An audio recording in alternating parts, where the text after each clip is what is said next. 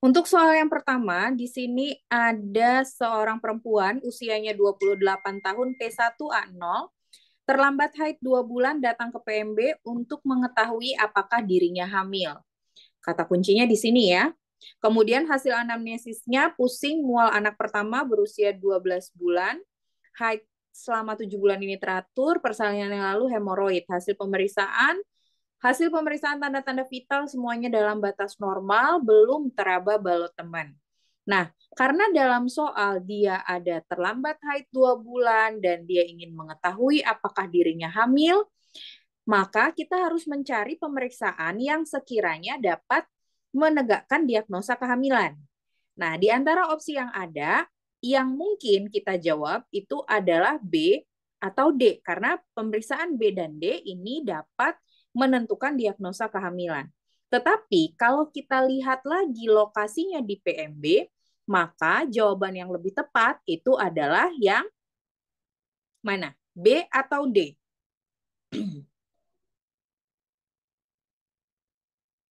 Ya, karena lokasinya di PMB, maka yang dapat kita lakukan adalah pemeriksaan kadar beta HCG. Nah, kita review sedikit teman-teman tentang penentuan diagnosa kehamilan. Jadi, kita mendiagnosa kehamilan itu berdasarkan hasil kesimpulan dari pengkajian data subjektif, objektif, dan juga pemeriksaan penunjang. Dari data subjektif, kemudian kita coba cari apakah sesuai nanti hasilnya dengan pemeriksaan objektif, dan kita kuatkan lagi diagnosa kita dengan pemeriksaan penunjang yang dapat membantu kita untuk memastikan diagnosa kehamilan. Nah, pemeriksaan penunjang yang dapat digunakan untuk menentukan kehamilan diantaranya adalah pemeriksaan kadar beta HCG. Pemeriksaan kadar beta HCG bisa dilakukan dengan dua cara, pemeriksaan urin dan pemeriksaan darah. Yang umum kita gunakan dan yang paling sederhana untuk digunakan itu adalah pemeriksaan HCG urin. Pemeriksaan HCG urin ini seringkali disebut dengan istilah PP test. Ada yang tahu nggak teman-teman, PP test itu kepanjangannya apa? Karena seringkali dalam soal itu yang muncul bukan istilah yang biasa kita gunakan, tapi istilah yang mungkin jarang orang pakai, tapi sebenarnya sama maknanya gitu. Ya, betul. PP test itu kepanjangannya adalah Plano Pregnancy Test atau disebut juga dengan istilah plano test atau ada juga yang menyebut dengan istilah Gravidec test ya. Jadi ini sama maknanya. Pemeriksaan ini dilakukan dengan eh, menilai ada tidaknya kadar HCG dalam urin.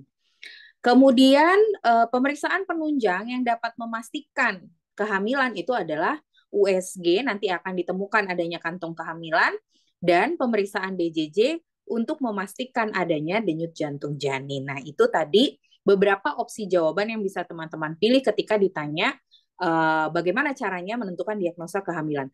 Kalau lokasinya di PMB, maka kita pilih yang paling sederhana, yaitu pemeriksaan HCG urin atau pemeriksaan PP test.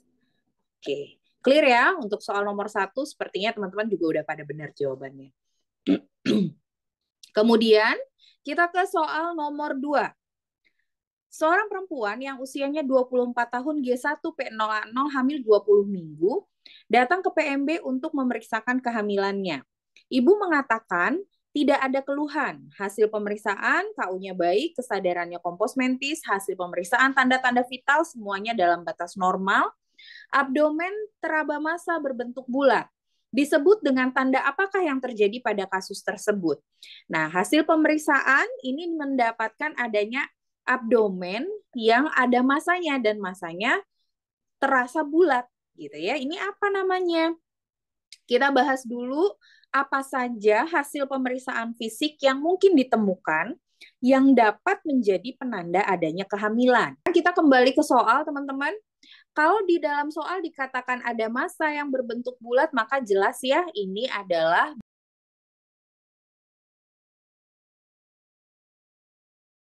balok teman ya atau rasa melenting di dalam uterus.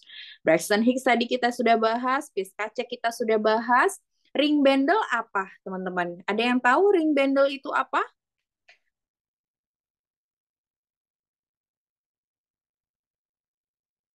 Ring bundle itu adalah lingkaran retraksi patologis.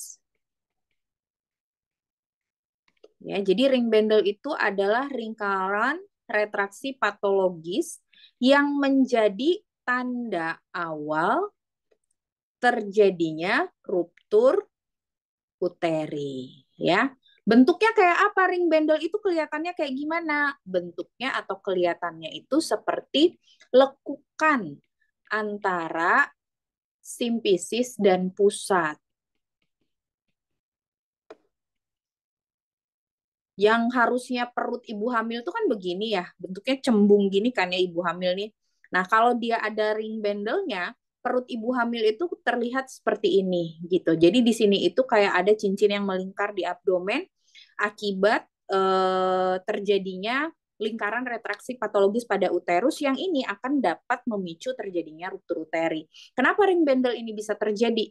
Banyak faktornya. Salah satu yang bisa memicu terjadinya ring bundle itu adalah ketika kita memaksa janin untuk keluar, tetapi sebenarnya jalan lahirnya itu sempit. Misal, pada kasus CPD yang kita paksa diinduksi. Udah jelas-jelas dia nggak bisa lewat, tapi kita rangsang hisnya. Nah, itu karena si janin nggak bisa turun ke bawah, sementara di atas terus mendorong dia, bisa terjadi nih lingkaran retraksi patologis yang akhirnya memicu ruptur uteri. Gitu ya, itu namanya adalah ring bundle. Kalau tanda Hartman apa nih teman-teman? Ada yang tahu tanda Hartman itu apa? Tanda Hartman? Tanda Hartman itu adalah bercak nidasi, ya. Bercak nidasi atau bercak implantasi. Jadi kalau teman-teman masih ingat teorinya, pada hari ke-14, ya, pada hari ke-14, jadi kan awalnya sperma sama ovum tuh ketemu di tuba.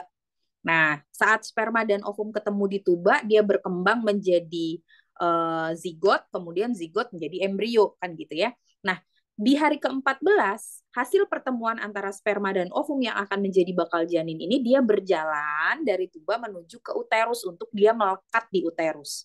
Nah, saat si zigot ini melekat pada dinding uterus, itu biasanya ada tanda bercak, perdarahan seperti perdarahan ringan, hanya berupa bercak dia. Nah, ini biasanya terjadi pada hari ke-14 setelah terjadinya konsepsi. Nah, tanda bercak ini disebut dengan istilah bercak nidasi atau implantasi. Begitu ya. Jadi ini tolong untuk diingat-ingat. Oke, karena tadi sudah kita bahas panjang kali lebar, sekarang coba untuk soal ini berarti jawabannya apa teman-teman? Vulva dan vagina tampak merah kebiru-biruan. Tanda kehamilan apa yang ditemukan? Tadi yang berubah warna kebiruan tanda apa? Tanda Chadwick, betul. Terus kalau saya tanya lagi, tanda Chadwick itu disebabkan oleh apa? Hormon apa yang menyebabkan munculnya tanda Chadwick? Ya, betul. Hormon estrogen yang meningkat. Kemudian hormon estrogen yang meningkat menyebabkan apa? Hormon estrogen yang meningkat menyebabkan terjadinya bla bla bla bla bla bla sehingga terjadi perubahan warna kebiruan pada area mukosa vagina dan serviks. Ya, betul. Hipervaskularisasi atau penambahan jumlah pembuluh darah ya. Ini tolong diingat-ingat.